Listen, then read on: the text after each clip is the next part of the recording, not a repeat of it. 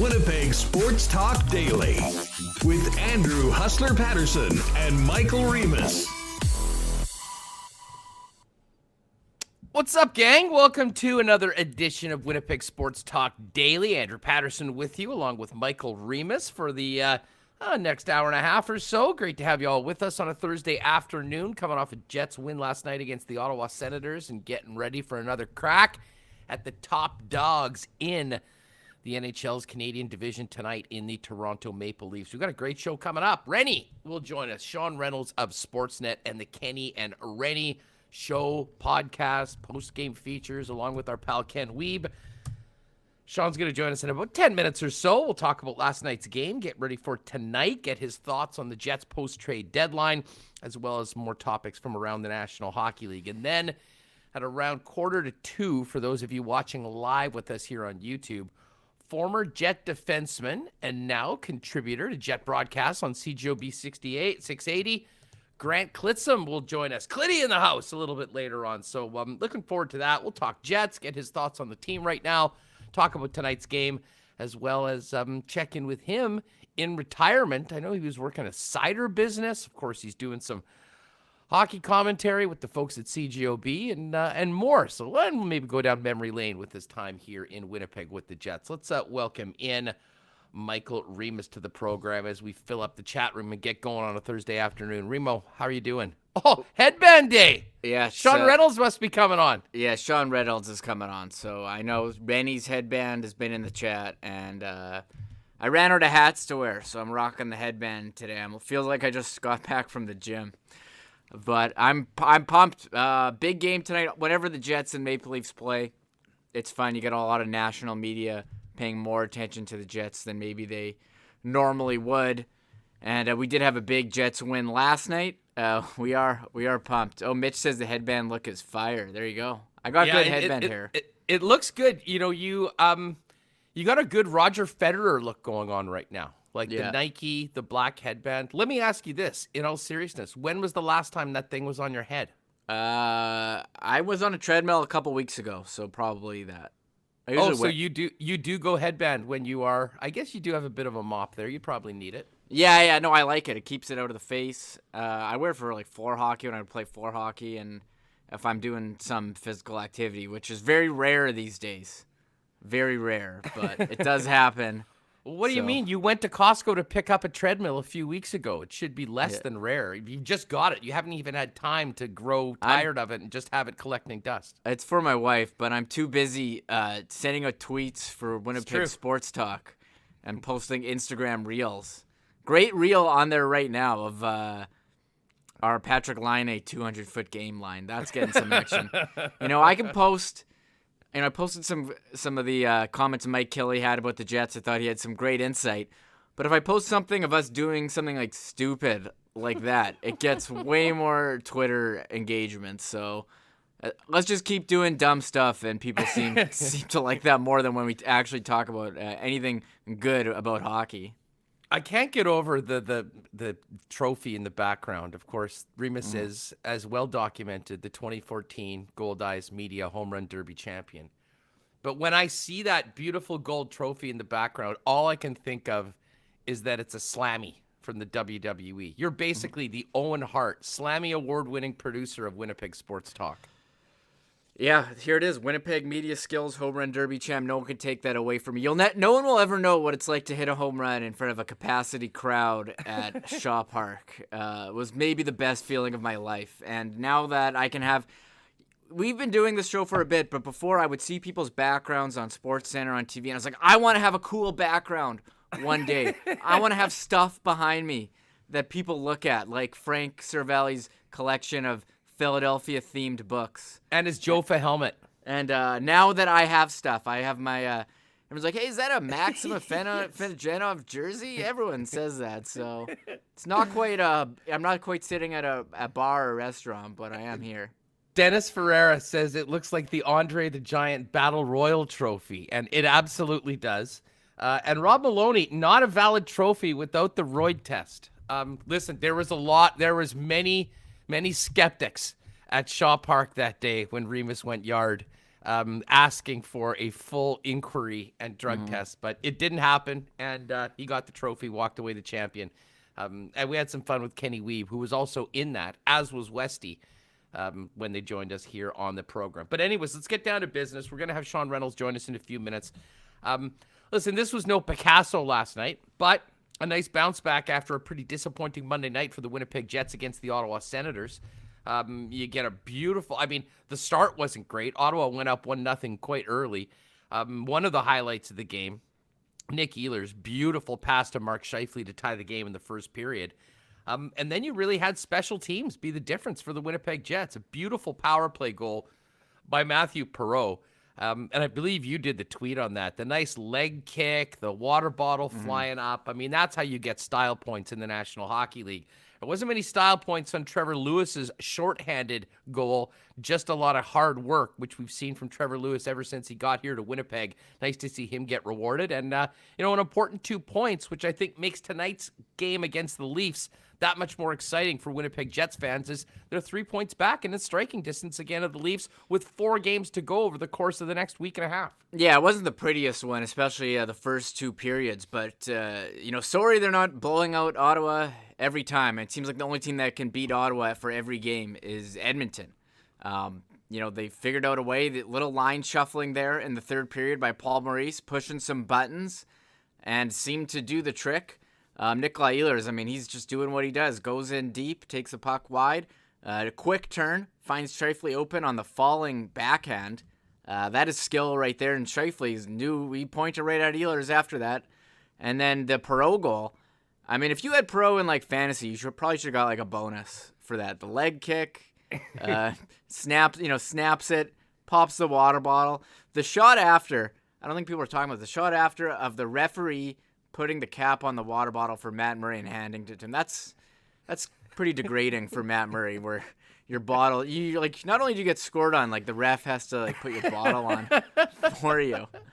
But a little insurance there from Trevor Lewis, and he's been awesome. Sorry, I know you want to get something in the chat, but the fourth line we've talked about, when are they going to go, all centers? Troy West. Well, this fourth line, Lewis, Perreault, and Thompson, I know they're kind of switched up now, but they've been... Harkins is in right now. But even with Harkins, they've still been nails. They've still been awesome. So those guys are great, and Scheifele was giving credit to Nate Thompson for his faceoffs this year, so having impact throughout the lineup, not just on that fourth line, Huss.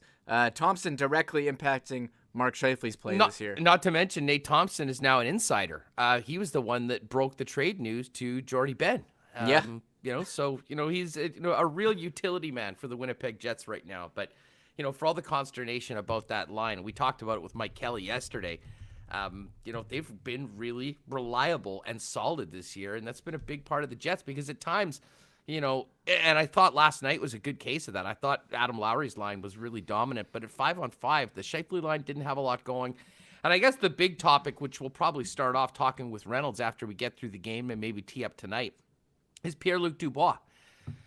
And PLD, we've seen, some glimpses of the player that, the Winnipeg Jets thought that they were trading for, trading a couple pretty significant assets in Patrick Laine and Jack Roslovic to get him here to Winnipeg. But it just still, there hasn't been an easy, seamless fit right now. And it's been a little while. They've tried him with a number of different spots on the lineup. And, we're still sort of waiting for that to really, begin to blossom. I think his power play work's been good. But it was interesting to see him move back to the side with Scheifele and swap with Kopp last night. And I would imagine we might see that again to start this evening. And you know what? Going forward, if the situation is that, they figure that Pierre-Luc Dubois maybe fits better on the wing, as we saw right out of the gate with Scheifele and Wheeler potentially, then that gives the opportunity for both Kyle Connor and Ehlers to potentially play with Stastny if Kopp moves down to the third line. So I thought it was an interesting move, and I think we'll probably see some more moves, Remis, because until things really start clicking for Pierre-Luc Dubois in that top six, I think Paul Maurice is going to continue to try to, put the blender on low, but make some moves and see what he can do and maybe get a little bit more and make Pierre-Luc Dubois, I think, a little bit more comfortable with his new team. Yeah, before I address that, just want to give a shout out to GoPro Chucker Manitoba with the super chat. Says Nice. Says thank you, or great show, guys. Listen to you on the podcast. I like checking in on the YouTube to give you guys a like. Appreciate that. If everyone in chat did hit the like button, that would be awesome. Does help us with the YouTube search stuff. So thank you, GoPro Chucker. I've seen him in here before. One sec. So as far as the bell. That we was should get a bell or maybe the goal horn for the super chats when it comes. I can toss it off. I did have. Get the goal horn on for GoPro Trucker. It's very nice of him to get things going that way. There you go, boy. And GPT. Yeah, we're talking about the lines. I think that was a great move by Paul Maurice. You know, after the first 2 periods, I was fully expecting him to come out in the postgame and be like, that was a real grinder of a game out there. We've heard him say in the past, and it was a grinder. I mean, it was a tight game, and. Look, he saw it wasn't working. He's like, I need to do a quick swap here. Did a swap. Seemed to spark him. Seemed to get the things going. They scored 2 in the third. I don't know if they'll go with that. He's speaking today at 2:30, or I think 2:30 to 3:30. So we won't know until after. But that was interesting. Dubois on the wing, Stasny at center. Kopp and Ehlers has worked before. You got some great talent on the first line as well. I think you gotta like it. So. We'll see what happens tonight. And no Matthews for Toronto. That'll make things interesting as well. Yeah, and Matthews this morning apparently was the first guy out for the morning skate, and very quickly left. And Sheldon Keefe said that he's day-to-day, won't be playing tonight. It does give Winnipeg native Adam Brooks an opportunity to get into the lineup, which would be nice for him to play against his hometown team. Really neat story of a guy that was drafted late, had a great WHL career, and has sort of grinded to, getting into the Leafs lineup at times, and tonight will be one of those times against the Winnipeg Jets. So we'll touch on all of that coming up with Sean Reynolds. As always, Winnipeg Sports Talk Daily is brought to you by Not Autocorp, Boston Pizza, Winnipeg, Breezy Bend, Cool Bet, Aikens Lake, the Nick and Nicky DQ, and Royal Sports. And while we get this melt out, by next week, we should be back to spring-like activities around here. So why don't you spend some time this weekend, if the snow's still melting, getting ready for that out at Royal Sports. They've got new bike inventory coming in despite a worldwide shortage. Incredible new expanded fitness section, and soccer, baseball, hockey. They've got it all, not to mention the best selection of merchandise, licensed merchandise I've ever seen. Get down to the Superstore, 750 Pembina Highway from our friends at Royal Sports, as well as 650 Raleigh in EK. And after that, you might want to pop by and grab yourself a Blizzard, a flamethrower burger, or maybe a cake for a special occasion. If you're doing that, you do it with our friends at the Nick and Nicky DQ group. Nick and Nicky have DQ Niverville, Polo Park, St. Anne's, and Northgate. Incredible supporters of ours from day one, and maybe our most popular sponsors, considering the amount of run the Blizzard seems to get in the chat. So pop by and see them. Tell them your boys at Winnipeg Sports Talk sent you. All right, let's get to some hockey talk. We'll discuss last night's win, tonight's game against the Toronto Maple Leafs, and many more things with Sean Reynolds of Sportsnet, and also the co-host of the Kenny and Rennie Show, which you can hear after Winnipeg Jet games on YouTube and other social media channels, and of course Friday mornings with their weekly show. Rennie, what's good? How are you doing, pal? I'm doing great, especially now that I'm here. It's always great to see.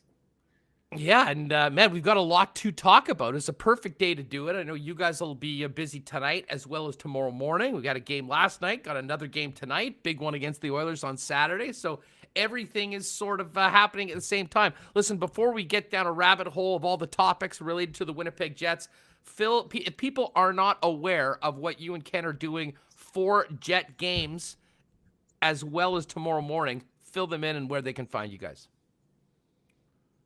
Okay, so we hop on my Instagram account 45 minutes before every game, and we do a bit of a pregame show. Everything's kind of similar to what you guys are doing here. It's all based on audience interaction. You can hop on, ask any questions that you have. Usually, we start. Hey, Kenny, he'll talk and he'll talk and he'll talk. So, we'll try and build a show, but usually the audience kind of takes over and we just go in whatever direction they want. So we do that before the game for the pre-games. And then afterwards we do a simulcast on my Facebook account, Ken's Twitter account, and our YouTube channel, Kenny and Rennie, to do post games. Again, that's kind of the viewers take over and they take us in the direction they want to go in. And sometimes they take us pretty far. We had you know what it's like. The people get asking the questions and you kind of get sucked in. You were trying to get off the show as soon as Ken showed up because you were covering for Ken until he could show up to get up early.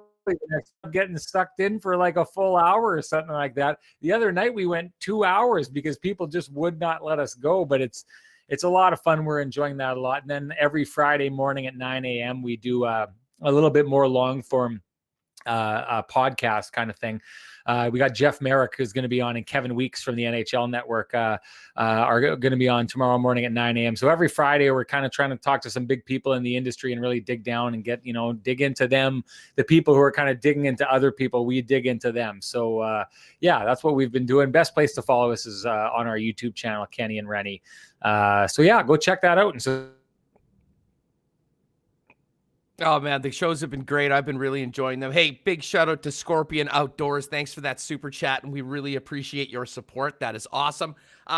So, Rennie, before we get to the games right now, the big story this week, of course, was the NHL trade deadline.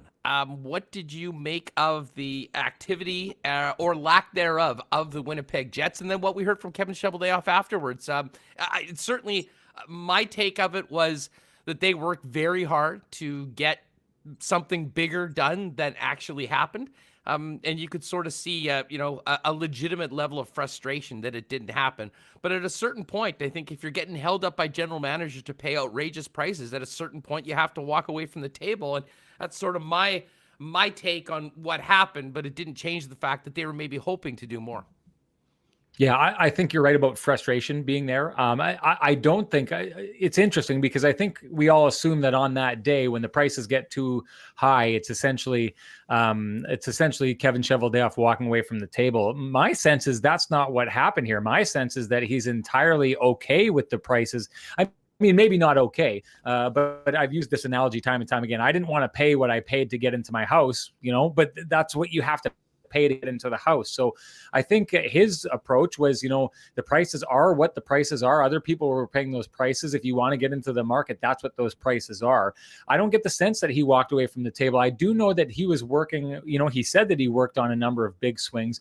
I know that he was working on one specific really big deal that they spent a lot of time on. And, we haven't been able to get down to the root of it, but I think something fell through. I think it was unexpected for Kevin Cheveldayoff that it fell through. We know that his deal with Jordy Ben was right under the wire. They basically, got that done just as the bell was ringing to close the trade deadline. So, I mean, my take on it is that Kevin Cheveldayoff expected, or maybe even thought, that he had pulled off a deal that may have been, the winner of the day. I think it was something big. I don't think he's messing around when he says it was a big swing. I think he took a really big swing. I think he thought he'd connected. And I think however it happened, it didn't come to fruition. It doesn't feel like to me that price was the problem. Something happened. And I think that led to a lot of the frustration. You're right. That press conference by Kevin Cheveldayoff was unlike any I had ever seen from Kevin Cheveldayoff before. His frustration that you're talking about, I think, was apparent. And I think that bled over into certain things like, his conversation afterwards about, wanting to see Ville Heinola pop into the lineup. That to me struck me as odd because player deployment has always been something that is in the coach's purview. And Kevin Cheveldayoff has always been very careful not to step and tread into that area. He'll usually leave the coach's job to the coach and not really interject himself there. So I thought it was odd afterwards that he interjected himself in the Ville Heinola situation. But yeah, I take a look at that. I think that he thought he had something really big done. And I think the frustration is apparent in that. I think he wanted to get something done. So in the end, I think there's a frustration within Jets fans that back end wasn't addressed. I think people covering it in the media were expecting it. And I think there's a frustration by Kevin Cheveldayoff too that he didn't get anything done. You know what? That being said, it is what it is, if you will. They're moving forward with the group that they have. Jordy Ben will join the club on the weekend and potentially get in at some point. And players like Ville Heinola, I would imagine before the end of the season, will get some games. But, from Paul Maurice's perspective, and I mean, he's a very loyal man. And part of the reason why players love playing with him the way that they do, Sean, is that I think he feels that the guys that, these 6 men right now, Logan Stanley, previously Nathan Beaulieu, had been laying it on the line for him every single night. They've been getting the results. And at some point, you sort of dance with who brought you there. All that being said, I do think Jordy Ben will see some action at some point, and Ville Heinola. To me, this next week of games, especially, basically a stretch, I believe it's 6 in a row against Edmonton and Toronto before you finish up against Ottawa and Calgary and Vancouver. To me, I think these games are going to tell us a lot about whether the Jets are in the mix for first place, whether that is a focus of the club going down the stretch, or whether they're in a position where they pretty much know they're playing the Edmonton Oilers, and you take advantage of a chance to rest some players and maybe most importantly, get some of these defensemen that haven't had an opportunity to play into the lineup. Because even if it's not the plan, Sean, to put them in, if you want to go on a long playoff run and think you're capable of it, count on other guys needing to be in because of injury, because of availability, if you're going to have a nice long run in the Stanley Cup playoffs.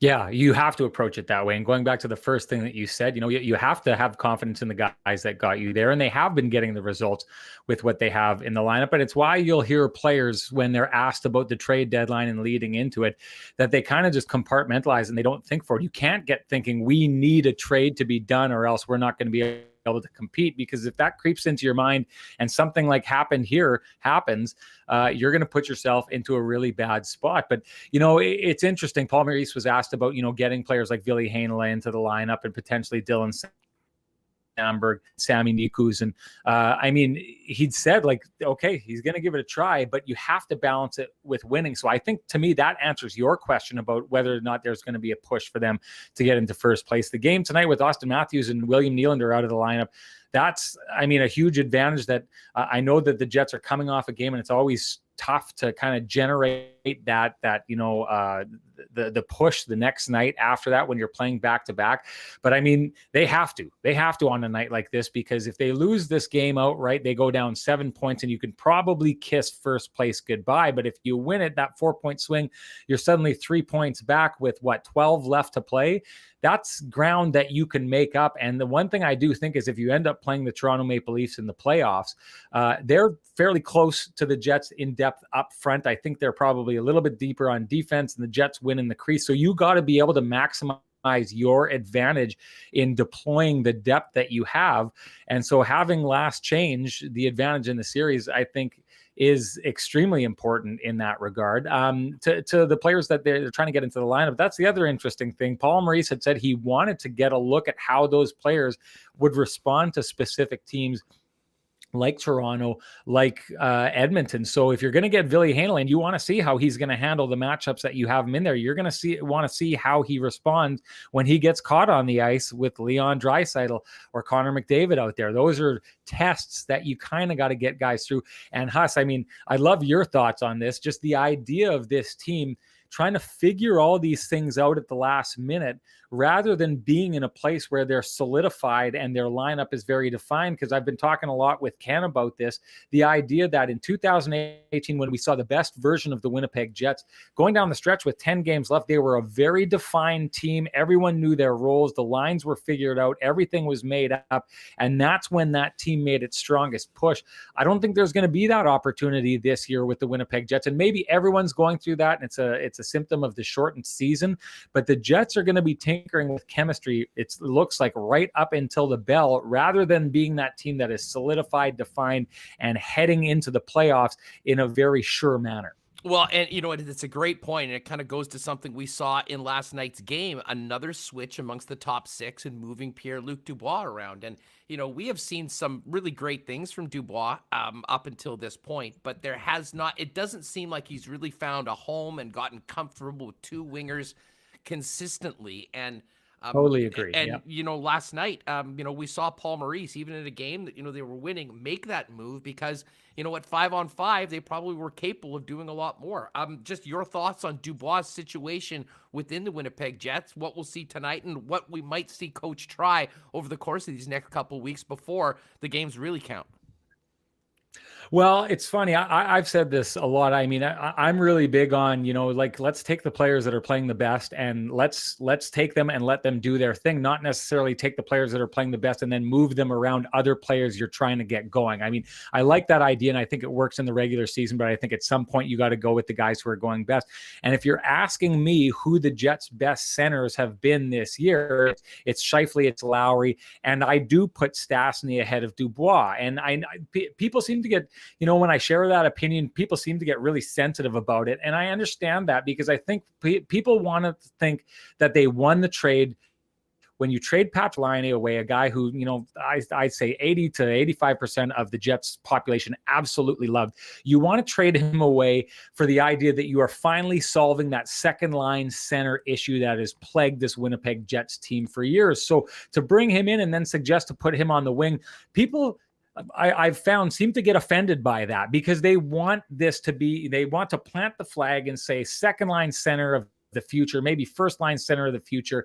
And they think that the idea of moving him to the wing is damaging in that regard. I don't see it that way. He's said he's a 22-year-old player. He's the youngest member of the Winnipeg Jets, younger than Logan Stanley. This is a guy whose future is all ahead of him. And I don't think it's an insult to take a guy like Paul Stastny, who's played his dues, who Pierre-Luc Dubois is going to have an immense amount of respect for, and say, right now, this team is best off to have Paul Stastny playing in that role ahead of you and have you move to the wing. I thought the best version of Pierre-Luc Dubois we've seen so far this season was the one with Mark Scheifele and Blake Wheeler. And I think you had touched on this earlier before I hopped on the show. I think the best line I've seen from the Winnipeg Jets this year is Stastny, Kopp, and Ehlers. So let's go with the guys who are firing on all cylinders with each other. Let's not worry about getting guys going. You've got Pierre-Luc Dubois in your organization for a number of years and have plenty of time to make him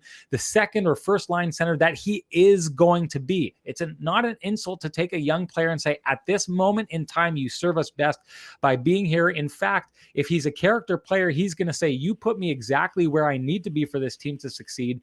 And they're going to go forward with that. And I don't think it's a bad idea. So when they made that flip yesterday, it's actually one that I've been calling for a while. And I think it's going to be beneficial for the team in a number of ways. Yeah. I have time for the theory of it. I mean, I just do know that, when I look at Dubois and, think of his body of work, the thing that stands out to me the most is just how dominant he was against the Toronto Maple Leafs in the playoffs last year, playing in a number one center role. So we have seen this before from him. And I mean, I think best case scenario for the Winnipeg Jets, they find a group that works well together and gives him the chance to be that guy in the middle. But I mean, I will agree that right now they just have not found that yet. And I'll tell you what, if Wheeler does come back, I have a lot of time for Dubois along with Wheeler and Scheifele. I know you had mentioned Andrew Kopp in there. I mean, the one thing about taking Kopp and putting him in there is then where does Dubois go? I mean, you're going to have him ride shotgun with Adam Lowry and Mason Appleton? I mean, I don't know if that... I mean, to me, Kopp is so good in that role. I'm not sure you get the same, production, defensive side of things with Dubois in that case. So, I mean, I think my preference would still be to have Dubois in the top six. I'm fine with him being on the wing. And the one thing I think history has told us, if players are healthy, Coach Paul Maurice wants to have Kopp, Lowry, and Appleton now in that group, taking some of the big challenges. Of course, they were up against Austin Matthews last time. Matthews won't play tonight, but Matthews being a key cog, and certainly when Connor McDavid shows up when they're playing the Edmonton Oilers, you'll think that threesome will be. So, I mean, to me, you got to find a way to make it work as good as possible with Dubois in that top six. But to your point, I mean, Andrew Kopp certainly has earned some looks in some other spots other than a prototypical checking line, if you will. So a whole lot to unpack there. And I'm going to be the guy who says, I'm okay with him going out of that top six. And here's the reason why I say that. When they got there and they were going up against the Toronto Maple Leafs for the first time, we were all asking about Paul Maurice about that idea of Pierre-Luc Dubois last year shutting down Austin Matthews, and maybe that's what we're going to see. And it was really interesting because as soon as we started asking him about that, Paul Maurice poured cold water all over that, and he didn't want anything to do with that storyline. And I took from that afterwards that, one, Paul Maurice probably has a really good idea of what it was going to take to get Pierre-Luc Dubois into this lineup, to get him fitting. I don't think he doesn't think that he can't get to there, but I think he knew there was a number of challenges he was going to have to face just fitting in with this team before you can then go turn around and start being the guy who's going to shut down the number one scorer in hockey if you get into the playoffs. But the fact of the matter is, you don't need that from Pierre-Luc Dubois because you have Adam Lowry. And so I think because you've got Lowry and you already have that taken care of, the idea of what Pierre-Luc Dubois did against Austin Matthews in the past, you can put that on the back burner. My idea here is that I think he's tipped his hand. I think that going back into the playoffs, Paul Maurice is likely going back to Connor Scheifele and Wheeler as his number one line. That's where he wants to go. He's talked a little while ago about how successful they were in the playoffs. He wants to go there. So then if that's where you have to have that top three locked in, then Pierre-Luc Dubois has got to fit in with Stastny and Ehlers. And we've seen that hasn't necessarily worked this year. And so if that hasn't worked, what has worked there? Well, Kopp and Ehlers and Stastny has worked really well. Again, I contend it's the best line we've seen from this team so far this year. So if we know, and we love the idea of Pierre-Luc Dubois being a guy who shuts down and grinds down the best players on the other team, I don't necessarily see that as a major problem to put him alongside Appleton and Lowry to be that line. It just makes that, it makes your shutdown line the line on steroids. And let's make no bones about it. There's a good chance that the Jets are going to be playing Edmonton in the first round unless they can catch Toronto, which means there's a good chance we're going to see, if Winnipeg is going to get out of the North, they're going to have to do it against Edmonton and then Toronto, two teams with ridiculously high-end skill on a couple lines. So if you can put a line like Lowry, Dubois, and Appleton and absolutely erase the high-end talent on those other lines, you are going to have a phenomenal chance at getting out of the North. So I think it's an easy sell. You say to Pierre-Luc Dubois, you're young, you're 22 years old, your future is all ahead of you. What we're going to ask from you is only the most important thing that this team needs to do to get out of the playoffs this year, and that's shut down the likes of Leon Draisaitl, Connor McDavid, Mitch Marner, and Austin Matthews. And I think if I'm a 22-year-old guy in his position who has been shown by the organization that I'm going to be a valued member for a long time, and you're asking me to do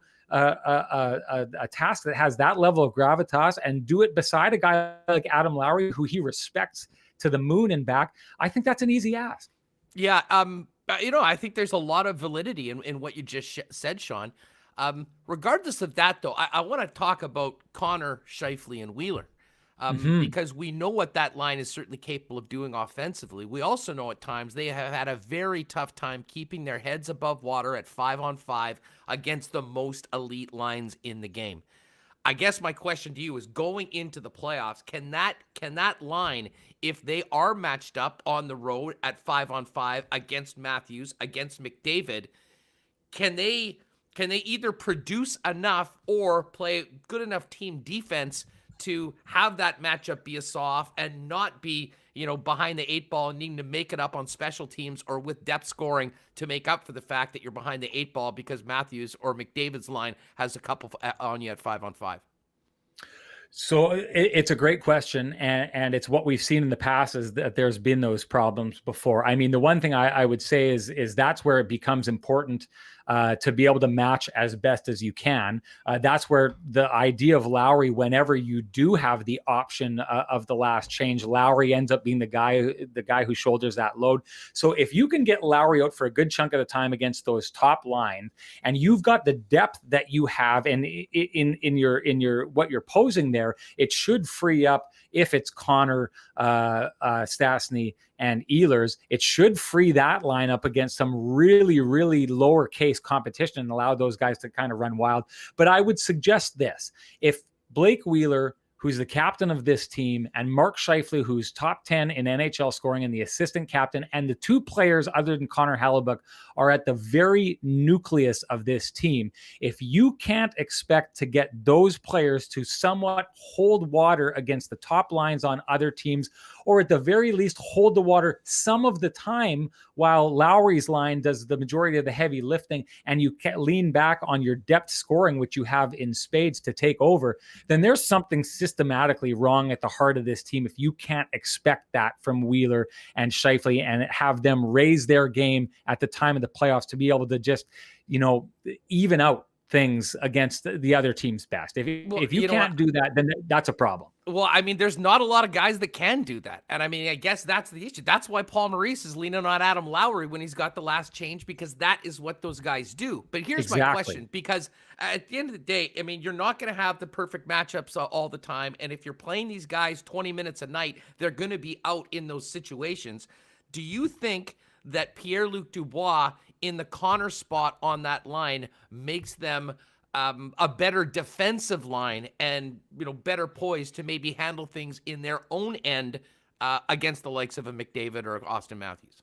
I do think that. And then, I guess it starts to become, if you move Andrew Kopp down there and you go back to Stastny and Connor and Ehlers, I mean, we landed on that for a while. Maybe that works. I mean, with varying of that working, Paul Maurice had said he thinks at times that it's too much of the same thing on the line when you have Connor and Ehlers playing together. And I guess at that, this is the balance. The balance is that the Winnipeg Jets are supposed to be, and I do believe that they are the deepest roster up front of any team in the NHL. So you have to be able, your depth doesn't work for you if you can't get it all going. So the balance there becomes, are you gaining that much more by putting Pierre-Luc Dubois on that line? And moving, potentially Connor all the way down to that third line, which I don't necessarily think works, or creating that second line that doesn't necessarily work. I agree with you that it would work in that direction. I just keep getting the feeling that Paul Maurice loves that Connor Scheifele Wheeler line. He loves them, despite the fact, that their analytics may not be great, and despite the fact they may not look great defensively at times. What that line does really well when they get into the offensive zone is they don't give the puck up, and they can play with it. And Wheeler and Scheifele are magic with the puck, and they can find Connor for that shot. And when they shoot and miss the net, Connor is an expert at getting in and retrieving that puck before anyone else can get there. So when they work and work well, they end up being those guys that buzz and buzz and buzz and keep a team on their heels. So I guess how you mitigate that threat of them defensively is, you try and get them into offensive zone starts as much as you possibly can. You try and put them in a position where you keep them out of their defensive zone as much as you can, because if they get a hold of the puck in that offensive zone, they can do it for a while. I mean, we're getting really micro into the different things that they need to do to make this work. And really, if you take a look at the lineup, everything should work.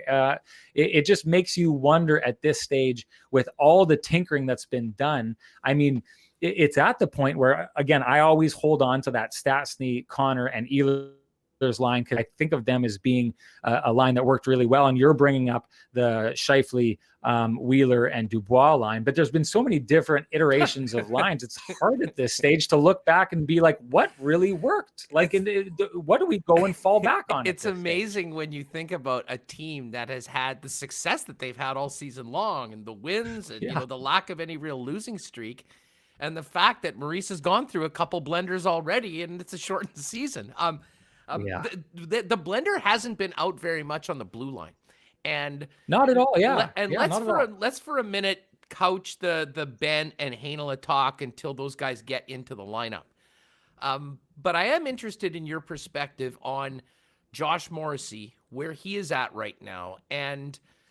It seems, and again, I'm big on Tucker Poolman. I was very excited that he was going to get this opportunity to play more minutes and play up. I thought he was the Jets' best defenseman in the bubble, and I thought he'd sort of earned that opportunity. But we have seen, some struggles, and not just on Tucker's side, but on Josh Morrissey's side as well this year. And I think that Logan Stanley has really benefited from playing with Dylan DeMello, and I think those guys have really stepped up their game. Who's the number one pairing, and who's the top four, do you think? If the playoffs were starting tonight, are they still going with Morrissey and Poolman? Do we see DeMello move up there? And is Forbort still a lock to be on the side of Neil Pionk? So Forbort, I think, is a lock to be with Neil Pionk. I think that they've liked that for the majority of the season. They really are loving the kind of big, small kind of angle that they've got going on, which I really do think actually plays into the whole, Tucker Poolman big goes with Josh Morrissey small, forward with Pionk big and small, and then you've got Logan Stanley extra supersized big with Dylan DeMello, right? And they seem to, I don't know if it's, how things went in the playoffs last year, whether they felt that, maybe DeMello and Morrissey got pushed around a little bit in a series where, Lucic and Sam Bennett were absolute beasts. That was the storyline when the Jets got knocked out last year, that all of a sudden a team that in the past hadn't got pushed around that much looked like they got pushed around in the playoff. I do think that plays a role into it. I do think it's why we're seeing the big small. And I think it also is a reason why, potentially we haven't seen a player like Ville Heinola in the lineup, because if he does go in, he's probably playing, alongside a Josh Morrissey or someone who's the kind of small angle. So I do think that plays a role in that. I do think it plays a role. Ken is really, really big on saying he wants to mellow with Morrissey, and that's two smaller guys, right? And then you get two bigger guys who maybe don't have, the puck relief that you would get from those two players if you've got Tucker Poolman with Logan Stanley. So, I don't see them tinkering much with that. And boy, oh boy, to your point, if you've got the line blender out as frequently as you have up front, and you're not set on what your defensive pairings are going to be when you've basically held on to them for the entire season, it seems like a strange experiment to start messing around with it at this point. I'm really, really fascinated by what we're going to see going forward here with the admission by Paul Maurice that he's going to, and he's couched it with like, we got to try and keep winning here, but it sounds like he's going to try and, use some different guys in the lineup and see how they look.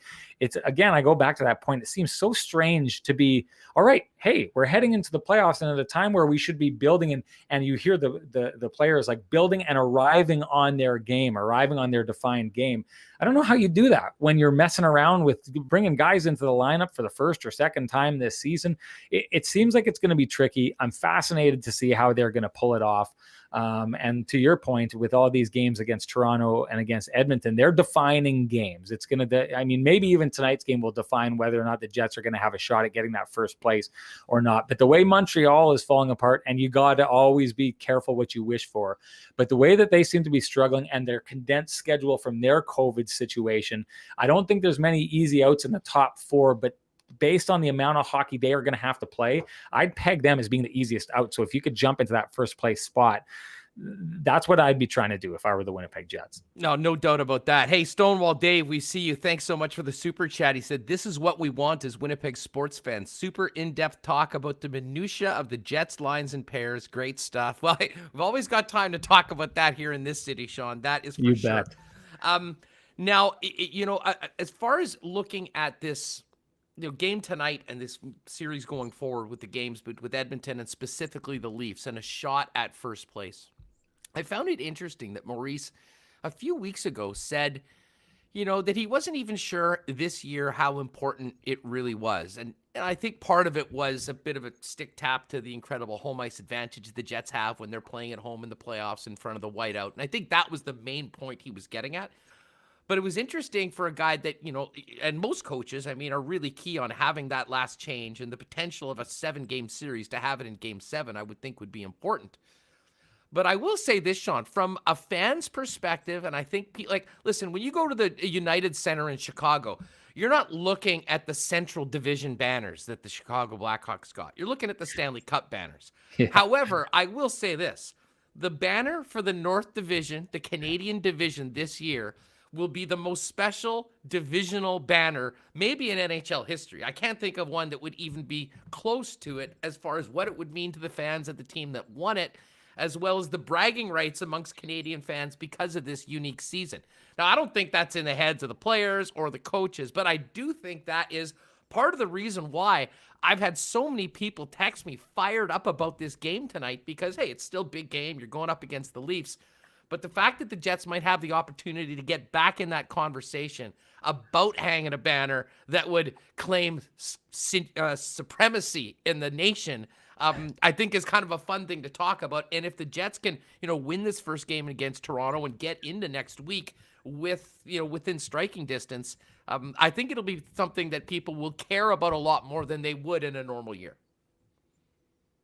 Yeah, I mean, I want to see it, don't you? Oh, yeah. Like it's the 1 year that it's the 1 year we get to take every single team across Canada, and that's one of the things that makes it such a stilted debate, right? Is the Canadians or sorry, the Jets are usually in the Central Division, and then the three Eastern teams are in the Atlantic, and then you've got the other teams in the Pacific. So I mean, you can be the best Canadian team in the Pacific, and you can be the best out east, and you can, the Jets can just like get in that battering ram of a division with the Central. And, if you succeed there, you can just argue that, hey, listen, we don't play any of you, but the fact that we're succeeding here means that we're better than anyone else anyways. But this is the 1 year where Canadian hockey fans will actually be able to look back and see, hey, we did at one point have a true test of who the best team in Canada was. And yeah, we took it that year, and it's right up there. Look up in the rafters. It's right there. It's great to have. The only other way you can prove that is by winning the Stanley Cup. And Canadian teams haven't been doing that since 1993. So, I mean,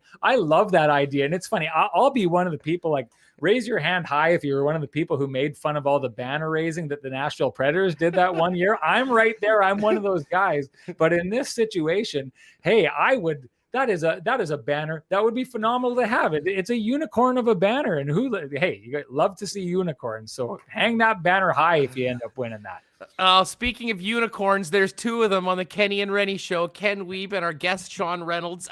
You guys will be live on your Instagram tonight, about 45 minutes before the game. Is that right? And then always 45 minutes before the game. Yeah. Hit up the IC boys right after the game. They'll give their takes on the game. You guys will wrap up, and then you'll be getting on tonight and going on again and again. Who's the guest tomorrow for Kenny and Rennie? 9 a.m. folks on their YouTube channel. Yeah, so we've got Kevin Weeks from the NHL Network coming down. We've got Jeff Merrick as well, who hosts a bunch of our panels, just does everything, the 31 Thoughts podcast. He's everywhere, and absolutely. I've been warned by some of his producers that he's going to be bringing up very, very rare stats of, Manitoban NHL players for the AAA Interlake Lightning or something like that. So we're looking forward to that.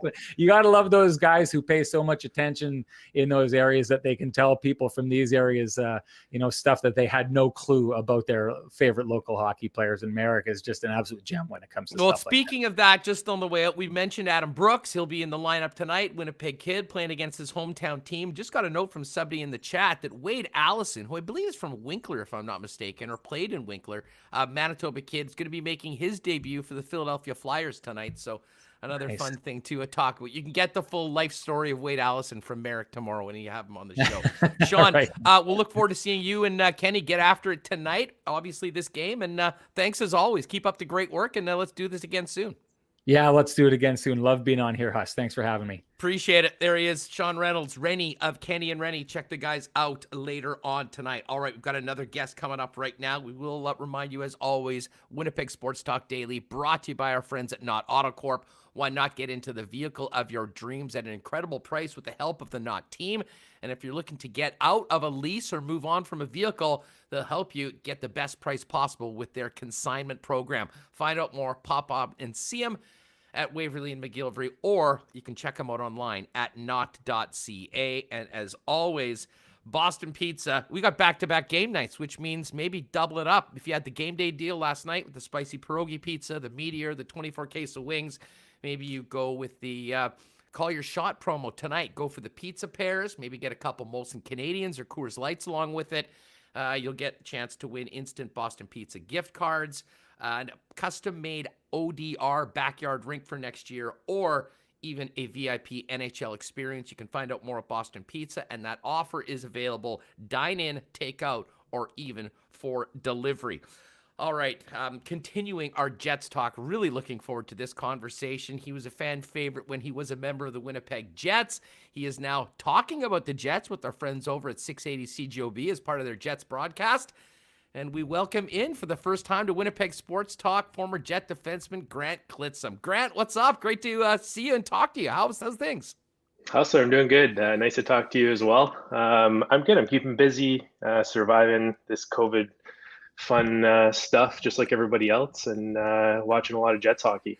No doubt. Now, where are we getting you at? Where are you living right now? I mean, I know you're watching a lot of Jets hockey and working with the folks on OB, but where are we getting you at, and how's life going before we dive into hockey? It's good. My back's feeling good. I'm back in Ottawa, so that's where I pretty much grew up. So we used to settle here in the off season and settled here when hockey finished. And back's feeling good. I've been keeping active, and that helps. My two little boys are keeping me extremely busy, especially when schools are closed and daycares are closed, and so that's a lot of fun juggling around. But yeah, and I'm keeping busy with my new job as well. So good on all fronts. Okay, well, we're going to touch on some of those things, maybe some memories in a moment as well. But let's start off with the hockey club. We just had a great conversation with Sean Reynolds talking about the game last night in Ottawa, the challenge tonight against the Toronto Maple Leafs. But, 40-plus games in, all but assured of a playoff spot. Big picture, Grant, your thoughts on the Jets this season, and have they exceeded your expectations, or did you think at the get-go that this was a team that was capable of contending for the North Division title and being a very tough out once the postseason comes?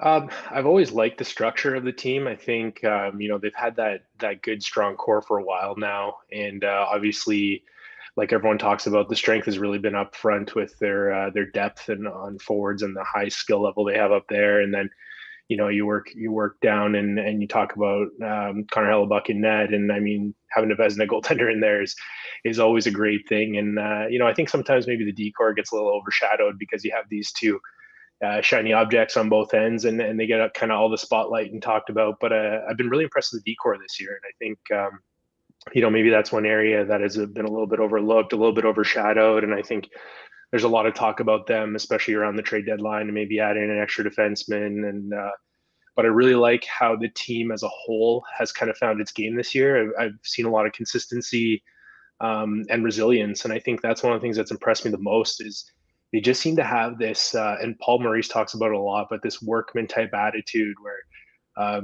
they don't get too high, they don't get too low. They're calm, cool, and collected. They're confident in their ability. And you see it in their bounce back. And when they do lose a game, they come back and generally win the next game. And you see it when they get down some goals in a game. They have the confidence that they know they can put some in. So that's a big skill to have, having that confidence in the team and the ability to play in those games. You'd be the perfect person to ask this, having played for Paul Maurice and being a teammate of Blake Wheeler. Is that resilience that you see from the Winnipeg Jets that they've displayed all year, is that more a reflection of the coach or the captain and the leadership group, or a combination or something else? Yeah, I think the resilience probably comes from within the team. I think, obviously everything comes from the top down. So when you have that structure and that leadership from the coaching staff, and even I would go as high up as Chevy and Mark Chipman, I mean, they just have such good values and morals in place, and it gives a really good foundation and structure for the team to then carve out their identity and create their own identity on and off the ice, and then that gets pushed down to leadership, and Blake and Scheifele and Josh Morrissey, and I mean you can go down the list of some of the veteran players they have, and all these guys that are really good leaders in the room and play the game the right way and do the right things on and off the ice. And so I really think it's a collective effort, but it starts at the foundation. I think it starts at the top. Let me ask you, staying on the defense, to me, Neil Pionk has been, listen, if you hadn't been paying attention to the Winnipeg Jets closely night after night, I think you would be shocked at what a big role Neil Pionk has and the player that he has turned into after 2 years here in Winnipeg. And he's playing on a pair with Derek Forbort, who of course has, an NHL veteran that came over on a relatively inexpensive one-year deal. And that grouping has been eating up well over 20 minutes a night for the most part of the season. Thoughts on what Forbort's been able to do coming in and maybe taking advantage of the opportunity, but more so Neil Pionk as he continues to improve, and the importance of his role on that Winnipeg Jet back end? Well, I think for Forbort, it all started with wearing number 24. I mean, it's such a good number to wear. And no, in all seriousness, I mean, he's a veteran player. He's played for quite a few teams, and he plays a real solid game. He's not overly flashy, although he had that really nice top corner goal a few games ago, short side against Montreal, I think. But he just plays a solid, reliable game. He's a big presence. He's got a good stick. He's strong defensively. And, paired with Pionk, I mean, you look at Pionk's numbers and he's putting up like pretty good points this year, but you watch him play and he's active offensively. He's strong defensively. He's physical. He's a leader in hits categories. He's playing big minutes. He's not a big body, but he kind of has a really well-rounded game. So I really like what he brings to the D-core. He skates well. He's a good passer. So he, I think they complement each other well. They play in those shutdown minutes, and Charlie Huddy's obviously got a lot of confidence in their ability to play against top lines and shut them down. And I think they've kind of embraced it and excelled in it this year. When we're talking about the defense, maybe the most fun topic throughout the last month and a half, and the most popular player maybe in the chat has been Logan Stanley. And he was a guy that, has had for a first rounder, a very unconventional path to the NHL. And I've told this story before on the program, but I mean, we were there on the draft floor and everyone was talking about Laine. And of course, they had this extra pick. They move up and they take Stanley. And Mark Hillier told us that day that this is a very different pick. He'll be in junior for a couple years. He'll play in the American League for a couple years. And after 4 years, we'll see a product that we think will be ready for the NHL. Well, those 4 years came up into this season, and no one really seemed to want to give Logan Stanley a chance. And then he finally gets into a game, plays, well, is back out. And then Nate Beaulieu got injured. He came in, played that first game against Toronto, and it seemed like he was at a whole nother level of confidence. And as he knew he was going to be in the lineup night after night, has, seemingly gotten more comfortable and more effective as it's gone on.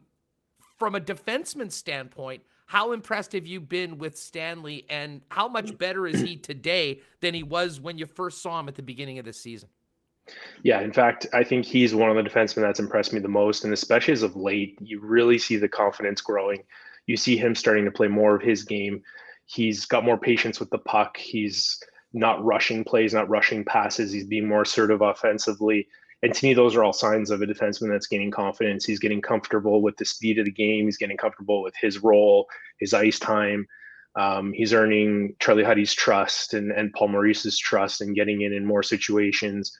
And he's a heck of a player. I mean, the first thing you notice with him, obviously, is his size. He's a big body. He's a really tall defenseman, but he skates well. He moves well. He's got good abilities with the puck. He's got really good stick defensively. He's skilled. He's got a good shot. So when you start to talk about his development, I think personally defensemen usually take the longest to develop when it comes to playing in the NHL and being able to really crack a lineup and come in and have an impact. And so for him to not rush the development and really give him the time to kind of get up to speed with the pro game, grow into his body, put on some strength, get confidence playing. I know he worked a lot with Mark Scheifele this summer. They live in the same hometown, and that helps a ton, working with a high caliber player like Mark, who also, I mean, everyone knows has that work ethic and drive, and he's always trying to get better. So to have a player like that pushing you and skating to you every day, those things make a difference. And so as a defenseman, when you come up, you get the chance to play, you take advantage of that opportunity. And then as we've seen in the last little while, you could see his confidence growing. And I think he's just going to continue to have a big role in this team. I really like his upside, and I think he's got a bright future. Grant Clitsome, former Jet defenseman, is our guest here on Winnipeg Sports Talk Daily. I've always been interested in this, and you're a perfect guy to ask this. When, fans look at the team and, there's the head coach and he's sort of the spokesperson for everything. But when you speak to, defensemen, they'll always mention Charlie Huddy and working with him, from both practice and games. How, as a defenseman, when you came in, how much were you working with Charlie Huddy? How much were you dealing with Coach Paul Maurice? And how is that split work amongst, especially for young defensemen that, are looking to grow and learn as much as they can and get established as NHLers? I think with an assistant coach, like with the D coach in particular and Charlie Huddy, you start to develop a really close relationship. You feel kind of more at ease approaching him and talking to him and leveraging his decades of experience as both a player and a coach, and really kind of having those conversations on the daily basis. And when it comes to the head coach, I mean, you don't really have the same interactions. You kind of interact a little bit less frequently. He'll probably come in and talk to you kind of on a larger scale about your game and how you're doing and your role and what they expect you to do and where they expect you to be and how your development's going, stuff like that. But really, Charlie's the one that's talking to you every day and working on specific skills, doing video with you. I mean, on the bench, he's pretty calm and quiet, and he's the type of coach that'll kind of pull you aside and give you feedback as opposed to sit there and dress you down on the bench. He's He's very calm, confident. Obviously, he's got like tons of experience, so a lot of respect as well. And just someone that really notices the kind of smaller details and can help you kind of fine tune those parts of the game that make a big difference. What's Coach Maurice on like on the bench? I mean, sometimes we've seen some of the highlights when he's got a little hot. I mean, when you're talking about 8 years, there will be a few highlights, but day in and day out playing for Coach Paul Maurice, what was he like on the bench outside of what maybe the fans would see? I think with Paul, he's confident. Like he's another guy that's got so much experience. So you automatically have this kind of respect for this guy who's been around for so long. And even now, like I still, like some of the things that stood out to me the most with him were his pregame talks. Like every pregame talk was different. He never recycled this pregame speech, and just he got you so fired up to get on the ice, and a real motivator. Like he knows how to get to you and get you to perform at the level he needs you to perform at. And he's got that deep, strong voice on the bench too. So, I mean, he gets into the game, but he's good at making sure the guys are awake and making sure the guys are playing the way they should be playing. And yeah, he's an impressive coach. I really like playing for Paul. I'm fascinated about this, Grant. How long before the game does the pregame speech happen? I mean, is it after warm-up? Is it well before the game? And, he's said in the past he often doesn't come into the room much after that. How often were visits in between periods? Between periods depends. I mean, I think like it depends on how the game's going. Sometimes he knows you need a kick in the ass and he'll come in and yell at you a bit. And sometimes he knows that you're not playing well, so he'll just leave you alone and let you figure it out. But in terms of the pregame speeches, they're pretty quick. He usually comes in after warm up, kind of right before we go out on the ice, says his little piece for the game, and then we announce the starters and then we get out there. So yeah, it's pretty short and sweet, but enough to get you going. All right, let's get back to the team right now. We spent a lot of time talking about the defense. Forward-wise, I mean, I think we know many of the players have been a part of this core for a while. Pierre-Luc Dubois is in a little bit of a different situation. Just your thoughts on Dubois, where he is in the lineup and where he might fit best going into the playoffs. As, we've seen him on the wing with Scheifele and Wheeler. We've seen him at center. And then, of course, last night, they ended up making that switch and putting him back on the wing. Yeah, well, I think with him, I mean, he does so many little things well, and you really saw it in the playoffs last year with Columbus and the bubble, and how he really elevated his game in those playoffs. And that's what impressed me the most when he first came to Winnipeg, and I was watching him and seeing the things he would do. I mean, we got to take into account that he was in quarantine for 2 weeks. He new system, new team, et cetera, et cetera. But the little things he does, the puck battles he wins on the boards, the way he uses his body. The small defensive plays he does then started to translate in my mind into the offensive zone, and he was starting to win those battles in the offensive zone. He controls the puck so well. He's such a big, strong, physical player that, as a defenseman, it's hard to knock those guys off the puck. And when they can use their body, it's such an advantage to controlling that play. And then you could see he started to gain some confidence, started to feel more comfortable. And I think one of the biggest strengths of this team is not just the depth up front, but the versatility they have and the ability to switch lines and switch positions, and they don't miss a beat. It's like, it's a nightmare for matchups for the other team, because you try to hone in on one player or one matchup, and then all of a sudden the lines are switched and you have just a dangerous matchup like the way Ehlers has been playing, and Scheifs and Kopp and that third line. Like, I mean, go down the list, but it's just like the versatility they have, the ability to switch things up mid-game. And because they played together for so long, and because they've been switching the combinations quite a bit during the season, everyone's comfortable in those different roles. Hey, I got to ask you about the third line because you brought it up. And the Kopp-Lowry pairing, going back to playing with Tanev and last year at times with Matthew Perreault, has been a mainstay and really one of the elite checking lines in the game. What have you seen from Mason Appleton? Why has he been such a good fit this year, along with Kopp and Lowry on that line? Well, first and foremost, he's quick. He's got good speed, which I think is critical in a more checking defensive role. You got to be able to react, because you're playing against dynamic offensive players, and things aren't going to go to plan. So you got to be able to react, and he's quick. You also have to have a really good hockey IQ, and I think he has that. And when you're in a defensive, primarily a defensive role where you're responsible for shutting down the other team's top players, you got to know where you are on the ice. You got to know what they're running. You got to know you know, when to change, when to come off. And so I think he kind of learned pretty quick his assignment. I think he probably had great mentorship from Lowry and Kopp, and they just kind of gelled quick. I think they developed chemistry, and they feed off each other. Grant Clitsome's with us. Now, Grant, I've got to ask you about, a few memories from the Winnipeg Jets, but I'll start off with this. Remo threw it in the chat, a YouTube clip of your hip check on Alex Ovechkin. People are going crazy about it. What do you remember about that? And tell us about the art of a good hip check.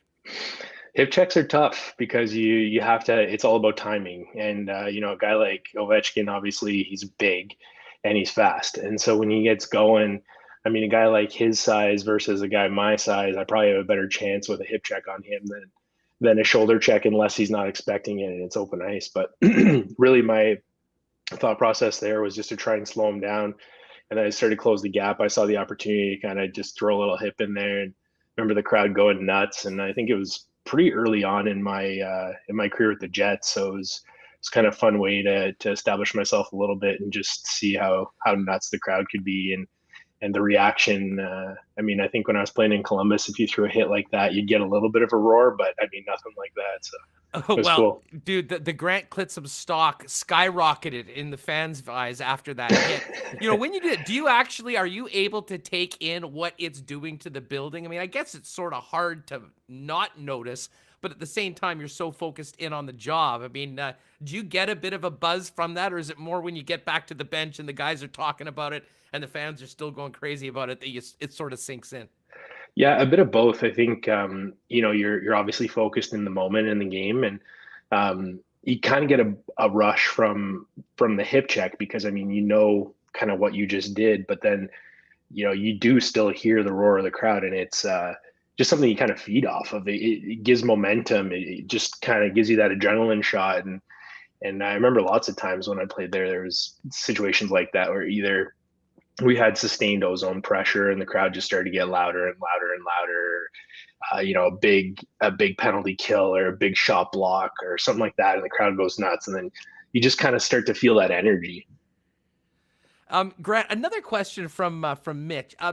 Tell us about, you've spent so much time in these locker rooms. I mean, what makes good teams. You've seen teams that maybe aren't as good, teams that are together or that maybe needed more of that. How important are those glue guys, if you will, the good in the room dudes, for lack of a better term, when it comes to, consistent success as well as, being as good of a team as you need when some of those players might not be playing significant minutes at a time like the playoffs? It's really important because, I mean, first and foremost, those guys are more than just glue guys. They wouldn't be there if they didn't have the ability to play there and contribute to the team. But, it's tough when you're playing like in a fourth line role, and maybe depending what coach you're playing for and what team you're playing against, you're playing sometimes 5 minutes a night, sometimes 9 minutes a night. Like, those aren't big minutes. And on a defenseman standpoint, you're playing like 10 minutes a night or 12 minutes a night. So when it comes to that, being a good teammate is just about the attitude, making sure you're staying positive and high energy and being supportive of your teammates. And you don't want to be sitting on the bench sulking or just being grumpy, or you really have to have that positive attitude. And to me, it's something that carries a lot of weight with the team. It really helps define the identity and the character of the team because the other players feed off it. Hey, we got to give a shout out to Jet Oil Tom. We just got in on the super chat. Thanks very much. He was all fired up about your hip check description. And with that donation, I guess we're going to owe you a beer next time you have you in town. Although maybe we won't get you a beer. We'll get you a cider. Fill us in on the world of cider and what you're up to these days, Grant, outside of talking hockey with us and on CJOB.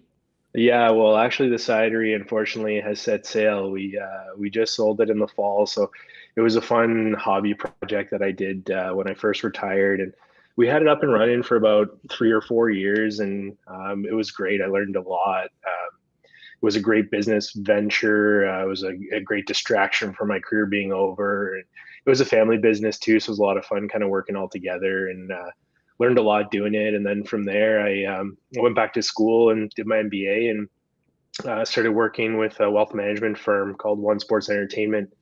And we deal primarily with athletes, and majority of our clients are hockey players.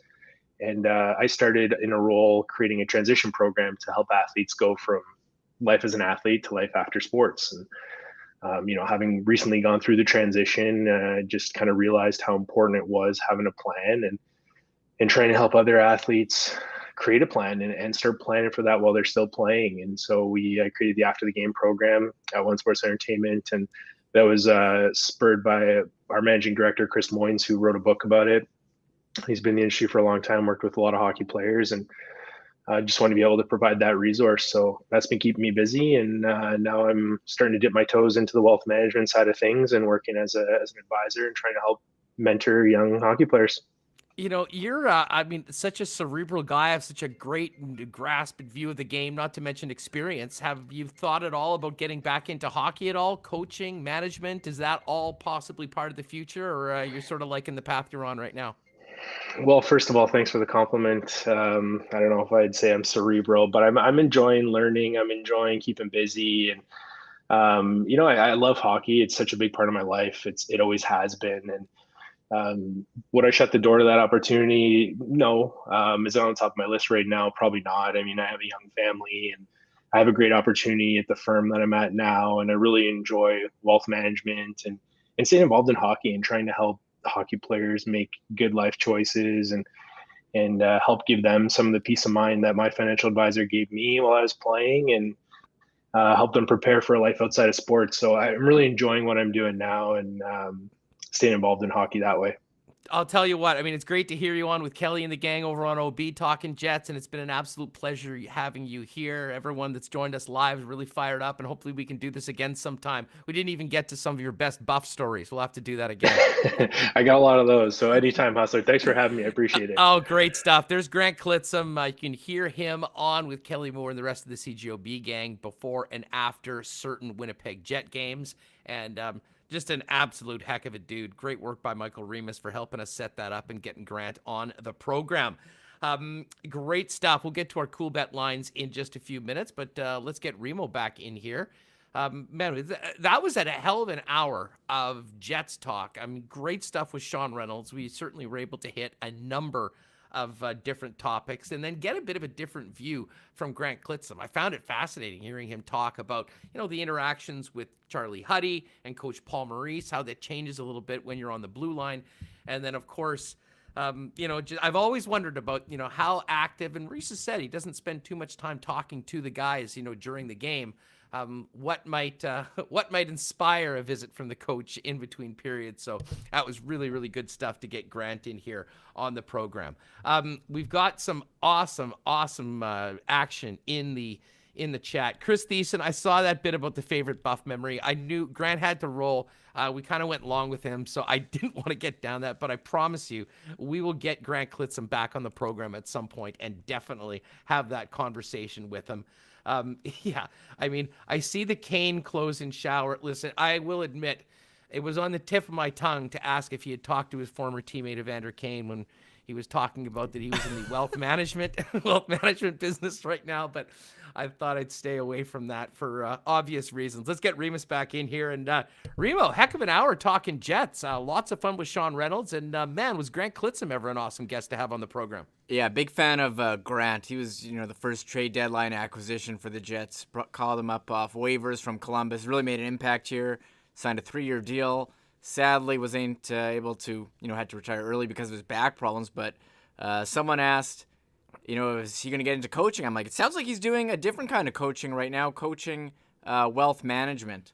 And so I think that's an important skill. And also, finding what you're going to do after hockey is always important as well. So great talk, had great insight, and hopefully we can get Grant back again. He was awesome to talk to. Well, definitely. And, he's such a perfect guy for that gig. He wasn't a guy that was drafted in the first round and got huge money right off the bat, sort of worked his way into the NHL, earned a contract that, was probably life-changing money, and then had a horrible injury that, for all intents and purposes, ended his career. So, to have that sort of experience in your bag when talking to athletes and current pros, I think probably goes a long way. TB Covers, we see you. Go Jets, go. Thanks very much for the super chat. Love the support. The super chat's been popping today, Remo. A lot of super chats. It's that icon under the chat, so you can do a super one. So appreciate all the support for the super chats. A great show. I mean, probably at least an hour straight more of Jets talk. Some great stuff with Sean Reynolds on, PLD and the Jets lines, and then really going inside the locker room with Grant. So that was pretty cool. And, hope to have more great shows like this one coming up in the future. Yeah, well, I tell you, you're doing a great job back there at the mothership, and it's been awesome having the guys on. And, of course, Sean and Ken have been great. We kind of scratch each other's backs. I'll jump on with them. They'll come on with us. And, we certainly hope that you do check out what the guys are doing tonight after the game as well as tomorrow morning on YouTube. Now, Remo, a couple things that we need to get to, the big stories of the day. But first, CFL import draft today. Yeah. Now, the CFL import draft is interesting because, it's obviously players, international players, non-North Americans. And I'll tell you what, if you had told me that the Bombers would go with back-to-back picks from Japan, I would have been somewhat shocked. But that's exactly what happened. 4th overall in the CFL import draft, the Bombers take Les Morrow, the number 1 linebacker from 3 Down Nation out of Japan, from the Asahi Challengers. Hell of a name. I love these Japanese team names. So Les Morrow from Japan, and apparently he basically is an American. I think he's from Kansas or something like that. When he moved there, didn't change the passport. So anyways, he went back there, I guess was a national in Japan and was drafted that way. But I love this name. Bombers' 2nd round pick. Number 1 international ranked offensive lineman, Tomoyo Machino from Japan, the Fujitsu Frontiers, the number 1 ranked offensive lineman for the group. So anyways, a couple of exciting Japanese prospects. We'll have to get Eddie Tate on or, some of the guys from the Bombers to talk about that and, what they're going through to try to get back on the season. But Remo, a draft is unique when it comes to football, and the CFL import draft certainly is when a punter goes number 1 overall. Wow. Yeah, that is definitely not usually the number 1 overall pick that you see, but I don't know what to say, Huss. That's not what you think when you hear number 1. The guy must be able to hit the corner pretty well. It must be automatic if you're drafting a punter. I'm sure he's got some skill. Can he kick field goals, or is he just a punter? Because if you can kick field goals too, you're only taking up, that saves you a roster spot. It's pretty valuable. Well, and the funny thing is the punter is, and just kicking game in general, is so important in the Canadian Football League because of 3 downs. Now, where all that is going, we'll have to do a segment on that quite soon because, it's been a few weeks since we had Naylor on. There hasn't been a lot of news. But honestly, I think, and I get asked all the time, Remis, like, what are you hearing about the CFL? Well, not much. And a big reason for that is, and I saw, I think it was Jamarcus Hardrick on Randy Ambrosi yesterday, and the players, I get it. They want information. They want to know what's happening. But the unfortunate reality of this situation is nobody knows what's happening because I don't think that they're set to go ahead and play as much as they have the plans right now. But the biggest thing is, things are completely shut down in Ontario. Things are shut down in Alberta and BC. We could be on the verge of going back to that. Hopefully not, but I did see we had the first case of the Brazilian variant in the Interlake today, so that's not good.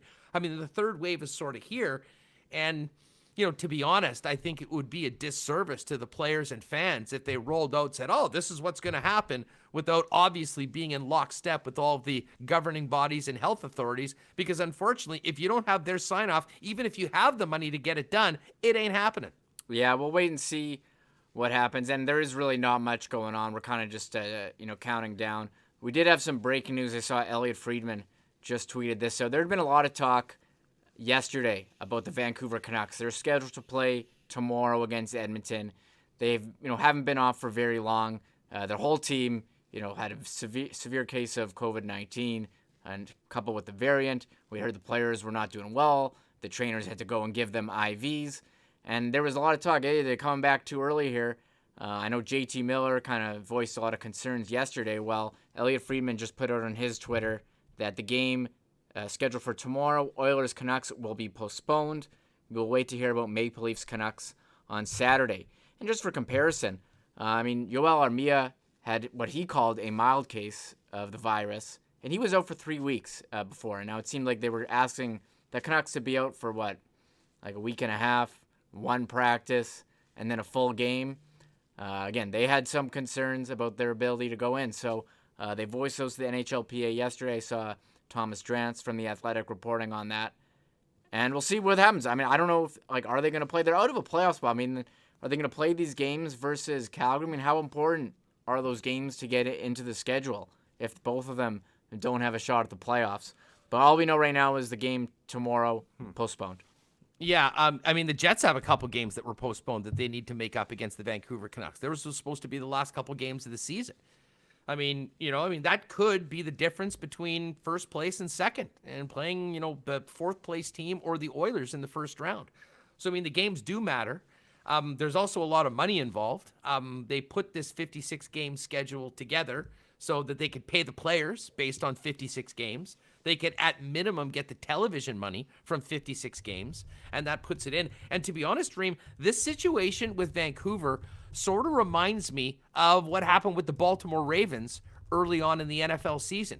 Remember their game against the Steelers that got pushed back because so many guys had COVID? They ended up playing it on a Tuesday afternoon. RG3 had to start at quarterback for the Ravens in that game. They incredibly covered the spread, by the way, just for those of you that remember. And in some ways, the league forcing them to play that game was sort of a recognition that, this is what happens. If you guys don't take care of your business and follow the protocols, your team will suffer from it. And I certainly think that there maybe is a bit of that frustration from the National Hockey League because of what did or didn't happen in Vancouver. And I'll say this, within the Canuck organization, from what I've heard, it's quite clear that that was certainly the impetus on trading Adam Gaudette out of town, who was patient zero, if you will, on this outbreak with the Canucks. Oh, really? That's wild. Yeah, I'm not really sure what went into what happened there.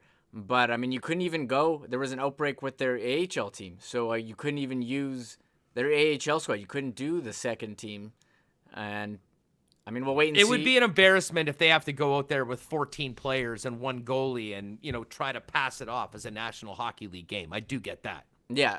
So, and they must have to go, I mean, as for the standings, and I mean, some of these games are going to impact the standings. Like a game against Toronto definitely would affect the Jets' place. They're going for first, but maybe you just end the year and say, hey, you know what, we're doing points percentage. So some stuff the NHL, they seem to have contingency plans that they weren't revealing, but this is one of the bigger cases that we've seen in sports with pretty much an entire team being sick. Well, and from what we've heard, I think it's been and now I don't know whether they confirmed that it was the Brazilian variant, but everything that we've heard, the symptoms that Canuck players, not all of them, but some of them have been enduring, have been far more serious than what many others have had when they've just tested positive and had to go into the COVID protocol. Anyways, we'll have time to follow that situation, throughout the weekend. We'll have more information tomorrow on it, I would imagine. Remo, how are you doing? I know you're a big A-Rod guy. It was a big couple weeks. He's going to buy the Minnesota Timberwolves, and then Anthony Edwards, the number 1 overall pick, was asked about A-Rod and what he thinks about him, and he goes, "Who's he?" Had no idea who A-Rod was. That made a lot of people feel old for sure. But today I couldn't help but notice an official word that he and Jennifer Lopez have officially broken up. And then if you go to A-Rod's Insta story, a really sad, it's bad enough to have the video of all the pictures of A-Rod and J-Lo together, finishing it up with the picture of the Jennifer plus Alex in the heart in the sand. But when you drop a Coldplay song in the background, it just honestly makes it 10 times sadder. You're a big A-Rod guy. How are you getting through this tough time? I was really sad for Alex. He's been on Shark Tank. He's really done a great job rehabbing his image since the whole steroid thing. He's on TV. I don't know. They seemed happy. Seemed like they had a family. We saw them at the inauguration together of Joe Biden. Well, it's funny you say that because Mike Cage just said A-Rod's days were numbered when he just couldn't keep up with J-Lo and the rest of the high society at the inauguration. I didn't know that he couldn't keep up with them. I didn't know the details of all Well, of that. I heard Mad Dog, Chris Russo on the Howard Stern show saying A-Rod needed J-Lo more because J-Lo kind of raised his profile and everyone forgot about the whole steroid stuff. I mean, he was a hated guy for a while, and I remember I actually went to a game in Seattle right after he signed with the who was it, the Rangers? I forget what it was. Anyways, everyone was booing him. It was incredible. So, I mean, everyone hated him when he was playing, and people seem to have forgotten that. He's on Shark Tank. He's got businesses. He's on TV. He's with J-Lo. We'll wait and see what's next for A-Rod. J-Lo, she'll be fine.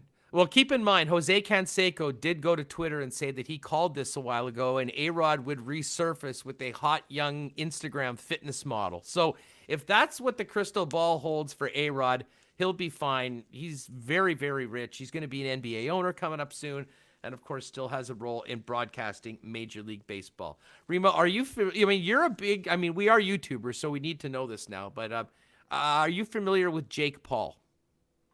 I know the name, yeah. Mostly from the boxing world, right? Well, that's why I bring it up, because Jake Paul, and I stumbled upon this. I don't know much about the Paul brothers other than they're big on YouTube. And his brother Logan did take a stone cold stunner from Kevin Owens at WrestleMania last week, which was one of the highlights of night 2, in my opinion. But Jake Paul is fighting Ben Askren, an MMA fighter, in a boxing match on Saturday. And Coolbet put up the numbers yesterday for the event, and this boxing match is going off at Jake Paul it opened up at minus 179. Jake Paul still minus 164 against a professional MMA fighter, a champion wrestler that, albeit not known for his striking, is an actual pro fighter. Still wrapping my head around the fact that this number is what it is, and Paul's a heavy favorite. I mean, trust me, beating up 5'5" Nate Robinson, I don't think really put him into the top 10 pound-for-pound contenders in the world. No. But the guy, I mean, I've seen his training videos, he looks ripped. He looks like he could beat somebody up. He doesn't want people to think, or I think he wants people to think that he's just some, YouTuber and not a legitimate fighter. So we'll see how it goes. I mean, people pay attention to him. I remember when Evander Kane called him out and kind of just like laughed, like, who's Evander Kane? And of course, I mean, this Jake Paul, he's got a big profile. So if Evander fought Paul, that would be one of the great PR moves by Evander's people. I mean, if he wants to get popular again and have people forget about some of the other things, not to mention Evander sort of needs cash. You could probably make some good money. Get him back into the ring. I guarantee you, I don't think Jake Paul would be a huge favorite against Evander Kane if they went into the squared circle. Yeah, I'm curious. I'd watch that. I mean, we all tuned into the Nate Robinson one, and I felt bad. He was outmatched. That wasn't a fair fight. So that was like Jose Canseco getting turfed by Billy Football in 30 seconds at Rough and Rowdy. Yeah, that was ugly too. So I think there is a market for these celebrity boxing fights. People want to see people fighting each other. The most ridiculous part of the entire presser was somebody asked Jake Paul, and again, I only watched about 5 minutes of this, but I couldn't take my eyes off it, asked him, in addition to this fight, if there's any other YouTubers or influencers he's hoping to step into the ring with. So, like, is there just going to be like a TikTok division and an Instagram division, and we just have big cards of just people from social media fighting each other? Yeah, well, that sounds actually amazing, if you ask me, if that's what's going on. Sure, I think people want to see that, so it's going to get you followers. That's what they want. How many you punch someone, you get a couple likes. That's currency. We're not punching anyone, but give us a couple likes if you're in the chat with us right now. Hit that thumbs up button. Throw a comment in. Love having you here. All right, let's get to our odds today for coolbet.com. Check out our Twitter feed at Sports Talk Winnipeg if you want a bonus code to get in and play with us. Jets right now. And this number has dropped quite a bit, Reem, because, of course, earlier today, the line was out with Austin Matthews part of the game. Matthews now out. That will move a line a little bit. Jets now a plus 130 underdog going up against the Leafs at minus 154. Just another day as a dog for the Winnipeg Jets, who pretty much have been an underdog in most games outside of their series with Ottawa. Yeah, I mean, they're always an underdog. Only Ottawa, as you said, is the only team the Jets can be favored against. When I saw Matthews was out, I was like, oh, interesting. I mean, I think there's definitely the more value on the Jets. Hellebuyck's in net. He's going to be rested. He always bounces back from a bad game. He'll be pissed off about Monday. Trust me on that one. Yeah. Hellebuyck stock. You picked him in DraftKings. What's the salary? I took Hellebuyck on DraftKings. He's 7,200. I just think for an elite goalie, he shouldn't be that cheap. And I know, they're not favored, but he's going to see a lot of rubber. And knowing him, he should be able to stop it. Without Matthews, you just perk up a bit. It's going to be Galchenyuk with Marner and Tavares on the top line. Hey, Robert Palmer in the chat. Come on, people in the USA don't know nothing about Kane. There would be no interest from a financial gain as far as a vote with Paul. Well, Here's the thing. Jake Paul, I think, will just be able to bring up enough. The spotlight will be against him with whoever he fights. The thing about Evander is he can fight, but he's also got a big, big mouth. I mean, Kane, when it's all over, Kane will be talking somewhere or maybe being in pro wrestling or something like that because he's got the mouth, and that is what sells fights. I would have no doubt that Evander Kane would be a big hit in front of the microphone to promote the fight. So to do it. Anyways, but yes, for sure. He's not a household name. I will give you that. Let's get to these lines. We mentioned, as I said, Jets plus 130 tonight. Florida plus 135 going up against the Tampa Bay Lightning. Interesting matchup because those teams all jockey for position in that division right now, Reem. And it sounds like Steven Stamkos is going to be out for a bit. He got hurt. They really wouldn't say what it was or how long it's going to be, but he's going to get looked at. And I think for if you're Tampa, it's like, oh, they're going to have him for going to be missing him for another playoffs, and you just hope that they can get him healthy for the games that matter. Not that these don't, but. I mean, it's got to be tough for him, playing that one shift or that one game in the Stanley Cup final and scoring on the shift, incredible.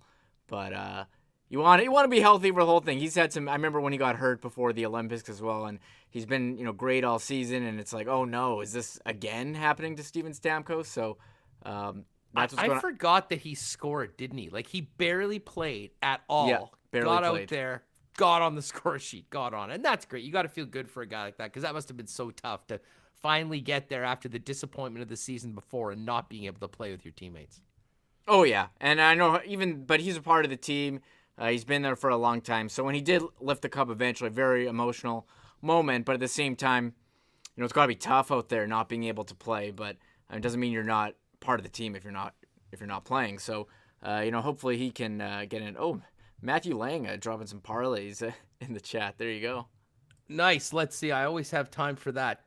By the way, last night, I will give myself the Barry Horowitz. The Jets, the Flames, and Vegas minus 1.5. A nice little 8-1 parlay. I'll try and throw one out a little later on. I was on Montreal. I thought they were in good position to win. Yoel Armia was back in the lineup. They're playing Calgary after that emotional overtime win against Toronto. Calgary's been, pretty meh this year. That's a tough one for Montreal. They got to have that. And I think the fans there are now kind of wondering, well, what's going on with this team here? These are games they got to win.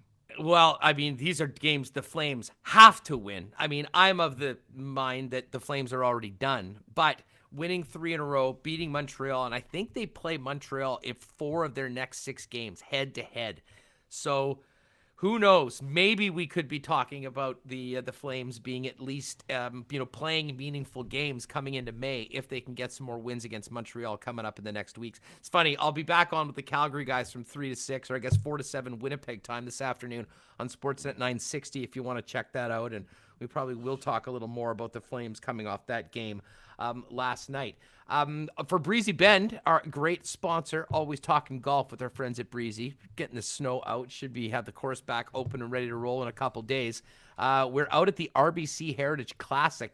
Stuart Sink is back. I mean, 10 years removed from really contending. Stuart Sink had a great run at the Masters, and he had a great first round at the RBC Heritage. 8 under par for the veteran. He's in the clubhouse at 63. 2-shot lead over Charles Howell. Matt Wallace. 3 back at -5. Charles Howell, Billy Horschel, Harold Varner III. Oh, there's my guy Cam Smith. He's 5 under. Some of the other names we've seen, Daniel Berger, who I picked on the lock shop. I like that. 4 under, 67 opening round. Colin Morikawa also there at 4 under. And then 3 under groups including Charlie Hoffman, former champion Brandon Grace, and Willie Z, Will Zalatoris, coming off that incredible run at the Masters. So Jets tonight, folks, 6 p.m. local time. I'll be, as I mentioned, starting at 4 o'clock Winnipeg time, be on in Calgary on Sportsnet 960. And then, Remis, we will come back tomorrow, a big review of tonight's game against the Maple Leafs. Yeah, big game. We'll do that together. We'll talk Jets with Jeff Hamilton, and we'll also get the latest on what the Hammer is hearing from the CFL beat, as the silence is deafening right now, but as we touched on it earlier, pretty tough for anybody to say anything the way the virus is right now and how slow our damn vaccine rollout is. Yeah, it sounds like what he's hearing is not much, but I'm sure he's got some stuff going on. But Ontario's tough. I mean, they just shut down the OHL, and they're not going to be playing this year. They announced no Memorial Cup as well. So, I mean, I don't know how you plan anything. And I know the Blue Jays wanted to come back to play in Toronto, but I can't really see it. Maybe for the playoffs, you would hope. But, again, it's April 15th. I don't know if you can make any determinations on anything. And we all want to see CFL football. You have to wonder if a contingency plan is, hey, just move it all to the States and have them play in the U.S. and broadcast it on TV, have the games, sell tickets, put them in the XFL cities. Has that been talked about? Am I spouting out nothing here? I mean, no, that hasn't been talked about. Is that the craziest idea? It's not the craziest. There's been a bunch of crazy ones. It probably falls into some of that territory. But, I mean, hey, desperate times call for desperate measures. I just hope they can figure some way to get the games going and to get us in the parks this year. I think the fans will turn out, especially if we can actually get the vaccines. Speaking of the vaccine, Rod Peterson, and again, I don't want to get political and be crapping on the government. People are doing that enough. I will say, though, I could not believe. I was very happy to see it. It gave me hope for what's to come. But yesterday, Reem, our pal Rod Peterson, and by the way, shout out Rod Peterson's show. I'm not sure whether that was Rod or one of his guys popping in a little earlier into the chat. Rod yesterday got vaccinated. He's 48 years old. He did it at a drive-through. Yep. He said it took him half an hour. He was in and out. He's done. Well, I guess he's probably got to get another shot later on. But it was simple and easy. And I'm like, 48-year-old dudes are able to drive through and get vaccinated in Regina right now. And we are where we are. That was a facepalm moment. But hopefully we will get there very soon because God knows we need it. Yeah, I'm happy that my parents have it. My in-laws have it as well, grandparents. So it's moving along, and we're kind of just waiting until it's our turn. Yeah, exactly. And then hopefully getting back out to, the ballpark. I did hear an ad for Gold Eyes tickets today on OB, so I'll have to check in with Andrew Collier and see how things are going, but I'm cautiously optimistic we'll be able to do that. And obviously the sooner we can all get the damn shot, hopefully we can get closer back to normal. What's on the agenda for you tonight, Remis? Probably watching this hockey game, I think. The Jets and... who are they playing? Maple Leafs? Yeah, it's a big one. Yeah, Toronto. We've just been talking about it for an hour and a half. The team we've been talking about for 90 minutes. So no Matthews. I'm looking forward to how the Jets respond. What lines are we going to see? Hellbuck's in net. And before we go, I want to give a shout out to Carlos Rodon. I don't know if you were watching last night. Oh, of course. Near perfect. Should have had a perfect game. He went into the ninth inning, bounced one off of a guy's toe in the ninth. So got the no-hitter, no perfect game. 2 no-hitters on the year. Carlos Rodon, the post-hype sleeper for fantasy. I was on him like years ago. He's gone. He's had surgeries, had arm injuries. He came back this year. Good for him. That's a really nice story. And it was a nice story the other week with Joe Musgrove, a guy from San Diego, pitching the Padres' first no-hitter ever. So a couple no-hitters early in the baseball season. I was tuned into that one last night. Yeah, Rodon, well, if you were on him a few years ago and then got off, that's sort of your baseball version of me betting Hideki Matsuyama every tournament for 2 years and then not being there when he wins the Masters. I was on Matsuyama like every DraftKings contest for a while. And he never did anything, and I stopped. And I hadn't done him for a couple times, but I agree, it's very similar. Oh, our girl Taylor's here. Hi, Taylor. Great to have you with us. And this was true. 5 minutes after the end of the show yesterday. Yes. Bo Bichette with the walk-off bomb. What a game for the Jays. They, get 2 out of 3 against the Yankees. And Bo Bichette, a multi-homer game, including the walk-off. This is an exciting team. I mean, I think that even if you're the most casual baseball fan, if you're Canadian, will have lots of time at home in front of the tube, this is going to be a very fun team to watch, even if they are playing in Dunedin and not in front of their home fans north of the border. Yeah, he's definitely a stud. Watch over him. The Blue Jays, Guerrero was playing good. I saw someone post a video of Guerrero, doing the splits, trying to grab a ball. So you know that. Dude, that was the final out the game before. It was incredible. Not only has the guy lost 40 pounds at least, he's been doing yoga or something because he looked like Plastic Man on that play. And again, it was so close. They didn't think he really was able to get it. They went back, checked the replay, and that was your final out. Vladdy with the incredible stretch at first base. Yeah, so watch over the Jays. If they can get this pitching figured out, they're in a good spot. But they're hitting. Their lineup, 1 through 9, is very strong. So we'll see how they do in the East. Okay, good stuff. All right, listen, I knew I shouldn't have brought up Rod getting the vaccine because then people are gonna get all sorts of weirdness going on at the chat. So yeah, you got it. It's a politics and COVID-free zone in the chat. Can we just go with that, people? It was working a lot better. That was on me. That was on you, Huss. I mean, it was. I did a couple weeks ago, or last week, we had Matt Sakaris on talking about the Canucks COVID situation. So I put in the title, Canucks COVID, and I'll do tag. I'll put it in the description. Oh yeah, COVID, Canucks. Well, we get this COVID, warning on our thing, and yeah, so. Let's try to keep it to hockey in the chat, Huss. Yeah, exactly. So anyways, I was happy that Rod got his done, but that'll be it. We'll move on, but we need to get this going. I think everyone will agree with that. Remo, great stuff today. Big thanks to Sean Reynolds and Grant Clitsome. Thanks to everyone that joined us, especially all the super chats. We really appreciate it. Yeah, a lot of super chats. Tell your friends, hit that like button before you leave if you would.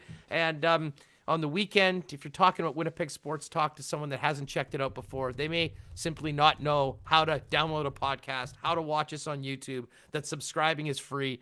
Anything you can do to spread the word, we really do appreciate it. Enjoy the game tonight, everybody. If you want, check me out on Sportsnet 960 a little later on from 4 to 7 in Winnipeg. Be watching the game. We'll be back at it tomorrow. Jeff Hamilton from the Free Press and much more for the Friday show for Winnipeg Sports Talk Daily. Once again, thank you to Not AutoCorp, Boston Pizza, the Nick and Nicky DQ, Royal Sports, Breezy Bend, Cool Bet, and Aikens Lake Wilderness Lodge. Check out them online at aikenslake.com.